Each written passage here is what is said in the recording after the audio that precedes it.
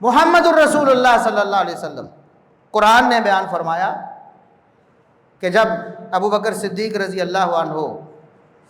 کی رفاقت میں رسول اللہ صلی اللہ علیہ وسلم نے ہجرت کا سفر شروع کیا، ایک غار میں جا کے بنا علی، غار میں جا کے چھپ گئے کفار مکہ سے بچنے کے لیے کہ انہوں نے پکڑ لیا تو پھر شہید کر دیں گے، قتل کر دیں گے، زندہ نہیں چھوڑیں گے۔ جا کے چھپے ہیں تو کفار مکہ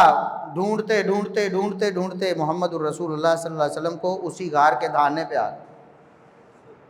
ایسے نیچے محمد الرسول اللہ صلی اللہ علیہ وسلم اور سیدنا ابو بکر صدیق موجود ہیں رضی اللہ عنہ،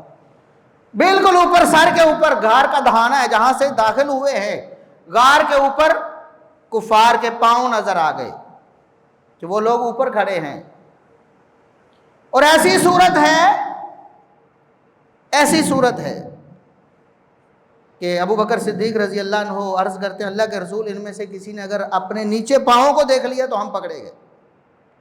اگر انہوں نے نیچے دیکھ لیا تو پکڑے گئے، کھڑے ہیں سامنے دیکھ رہے ہیں ہمیں ڈھونڈ رہے ہیں۔ محمد الرسول اللہ صلی اللہ علیہ وسلم اس وقت کیا فرمایا؟ قرآن کہتا ہے حسن ظن کیا ہے ایک نبی کا محمد الرسول اللہ صلی اللہ علیہ وسلم کا اللہ پر، باوجود اس کے کہ سارے اسباب ختم ہیں، مصیبت آزمائش سامنے کھڑی ہے،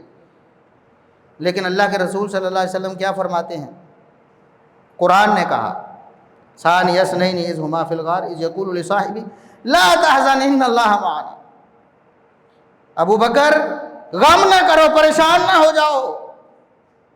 اللہ ہمارے ساتھ ہے، ہمیں اللہ رب العزت پر اچھی امید ہے۔ اور پھر اللہ نے بچا لیا، باوجود اس کے کہ وہ اوپر کھڑے تھے، نیچے دیکھتے تو پکڑ لیتے، لیکن اللہ رب العزت نے دیکھنے نہیں دیا۔